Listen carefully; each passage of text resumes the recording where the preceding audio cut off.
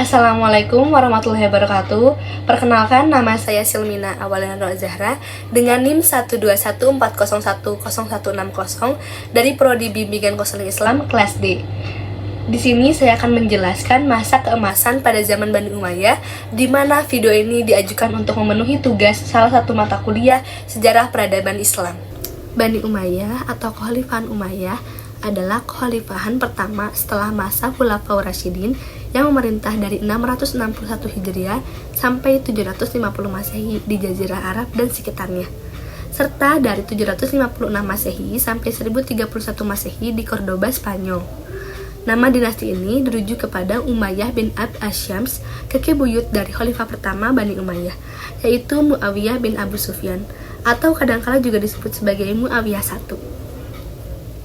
Masa keemasan pada zaman Bani Umayyah ini hanya berumur 90 tahun, yaitu dimulai pada masa kekuasaan Muawiyah bin Abu Sufyan. Yaitu setelah itu terbunuhnya Ali bin Abi Thalib, dan kemudian orang-orang Madinah membayat Hasan bin Ali. Namun, Hasan bin Ali menyerahkan jabatan kekhilafahannya ini kepada Muawiyah bin Abu Sufyan dalam rangka untuk mendamaikan kaum muslimin yang pada masa itu sedang dilanda berbagai macam fitnah yang dimulai sejak terbunuhnya Utsman bin Affan, pertempuran Siffin, perang Jamal, dan pengkhianatan dari orang-orang Khawarij dan Syiah, dan yang terakhir yaitu terbunuhnya Ali bin Abi Thalib. Pada masa Muawiyah bin Abu Sufyan, perluasan wilayah yang tak terhenti pada masa Khalifah Utsman bin Affan dan Ali bin Abi Thalib dilanjutkan kembali. Dimulai dengan penaklukan Tunisia, kemudian ekspansi ke sebelah timur dengan menguasai daerah Khurasan sampai ke Sungai Oxus dan Afghanistan sampai ke Kabul. Sedangkan angkatan lautnya telah mulai melakukan serangan-serangan ke ibu kota Bizantium, Konstantinopel. Sedangkan ekspansi ke timur ini kemudian terus dilanjutkan kembali pada masa Khalifah Abdul Malik bin Marwan. Abdul Malik bin Marwan mengirim tentara menyeberangi Sungai Oxus dan berhasil menundukkan Balkanabad, Bukhara, Khawarizm, Fergana, dan Samarkand. Tentaranya bahkan sampai ke India dan menguasai Balochistan, Sind, dan daerah Punjab sampai ke Multan. Ekspansi ke barat secara besar-besaran dilanjutkan di zaman Al-Walid bin Abdul Malik. Masa pemerintahan Al-Walid adalah masa ketentraman, kemakmuran, dan ketertiban. Umat Islam merasa hidup bahagia pada masa itu. Pada masa pemerintahannya yang berjalan kurang lebih 10 tahun itu, tercatat suatu ekspedisi militer dari Afrika Utara menuju wilayah barat daya benua Eropa, yaitu pada tahun 711 Masehi. Setelah Aljazair dan Maroko dapat ditundukkan, Tariq bin Ziyad, pemimpin pasukan Islam, dengan pasukannya menyeberangi selat yang memisahkan antara Maroko bagian Maghrib dengan benua Eropa, dan mendarat di suatu tempat yang sekarang dikenal dengan nama Gibraltar atau Jabal Tariq. Tentara Spanyol dapat dikalahkan. Dengan demikian, Spanyol menjadi sasaran ekspansi selanjutnya. Ibu kota Spanyol, Cordoba, dengan cepatnya dapat dikuasai. Menyusul setelah itu, kota-kota lain seperti Seville, Elvira, dan Toledo yang dijadikan ibu kota Spanyol yang baru setelah jatuhnya Cordoba. Pasukan Islam memperoleh kemenangan dengan mudah karena mendapat dukungan dari rakyat setempat yang sejak lama menderita akibat kekejaman penguasa. Di zaman Umar bin Abdul Aziz, serangan dilakukan ke Perancis melalui pegunungan Pirenia. Serangan ini dipimpin oleh Abdurrahman bin Abdullah al-Ghafiqi. Ia mulai dengan menyeberang Bordeaux, Poitiers. Dari sana, ia mencoba menyeberang Tours. Al-Ghafiqi terbunuh, dan tentaranya mundur kembali ke Spanyol. Di samping di daerah-daerah tersebut di atas, pulau-pulau yang terdapat di Laut Tengah atau Mediterania juga jatuh ke tangan Islam pada zaman Bani Umayyah ini. Dengan keberhasilan ekspansi ke beberapa daerah, baik di timur maupun barat, wilayah kekuasaan Islam pada masa Bani Umayyah ini betul-betul sangat luas.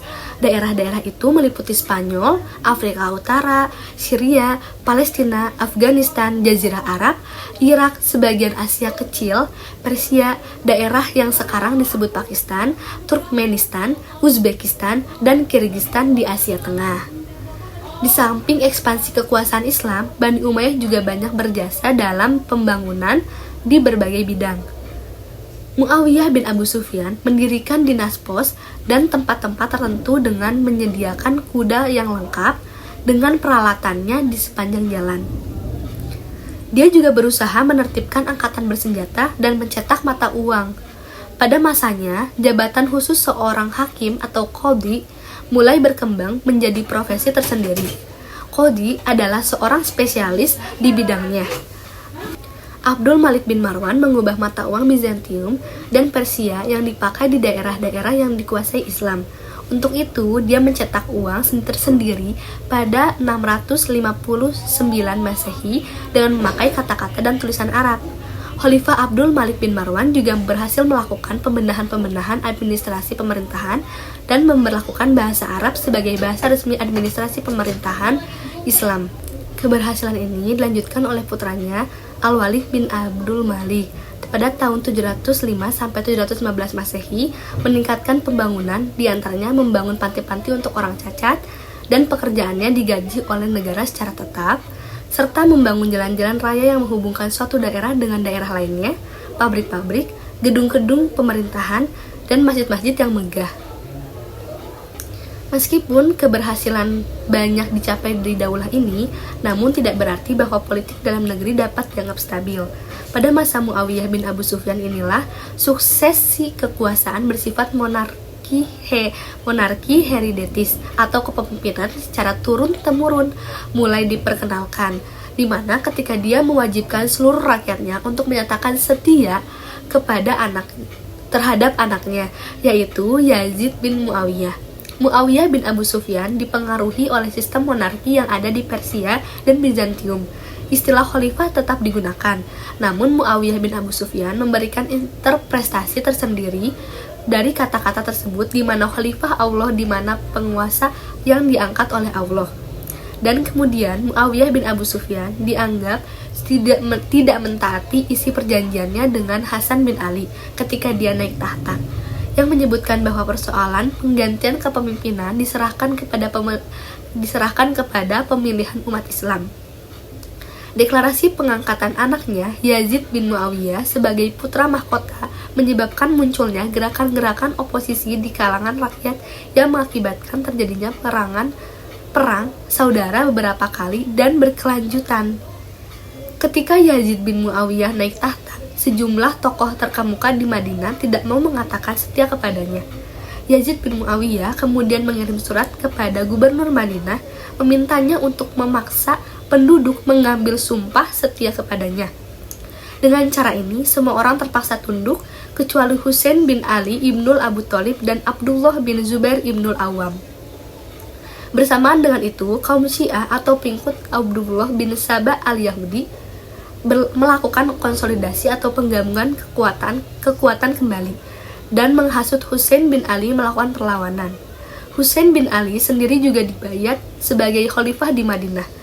Pada tahun 680 Masehi, Yazid bin Muawiyah mengirimkan pasukan untuk memaksa Husain bin Ali untuk mengatakan setia. Namun terjadi pertempuran yang tidak seimbang yang kemudian hari dikenal dengan pertempuran Karbala.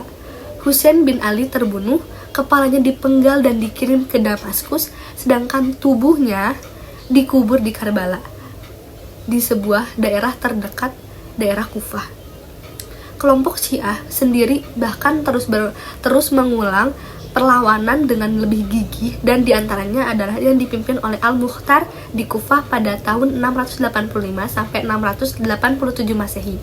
Al-Mukhtar, atau yang pada akhirnya mengaku nabi, mendapat banyak pengikut dari kalangan kaum Mawali, atau yaitu umat Islam yang bukan Arab. berasal dari Persia, Armenia, dan lain-lain, yang pada masa Bani Umayyah dianggap sebagai warga negara kelas 2. Namun perlawanan Al-Mukhtar sendiri ditumpas oleh Abdullah bin Zubair yang menyatakan dirinya secara terbuka sebagai khalifah setelah Husain bin Ali terbunuh. Walaupun dia juga tidak berhasil menghentikan gerakan Syiah secara keseluruhan, Abdullah bin Zubair membina kekuatannya di Makkah setelah dia menolak sumpah setia terhadap Yazid bin Muawiyah. Tentara Yazid bin Muawiyah kembali mengepung Madinah dan Mekah. Dua pasukan bertemu dan pertempuran tak terhindarkan. Namun peperangan ini berhenti karena tak lama kemudian Yazid bin Muawiyah wafat dan tentara Bani Umayyah kembali ke Damaskus. Perlawanan Abdullah bin Zubair baru dapat dihancurkan pada masa kekhalifahan Abdul Malik bin Marwan, yang kemudian kembali mengirimkan pasukan Bani Umayyah yang dipimpin oleh Al-Hajjaj bin Yusuf al-Thaqafi dan berhasil membunuh Abdullah bin Zubair pada tahun 730 Hijriah atau 692 Masehi. Sekian yang bisa saya sampaikan. Mohon maaf apabila ada kesalahan dari kata-kata yang saya ucapkan. Yang pastinya yang baiknya itu datang dari Allah, kesalahannya tentu dari saya sendiri. Wabillahi taufiq wal hidayah. Wassalamualaikum warahmatullahi wabarakatuh.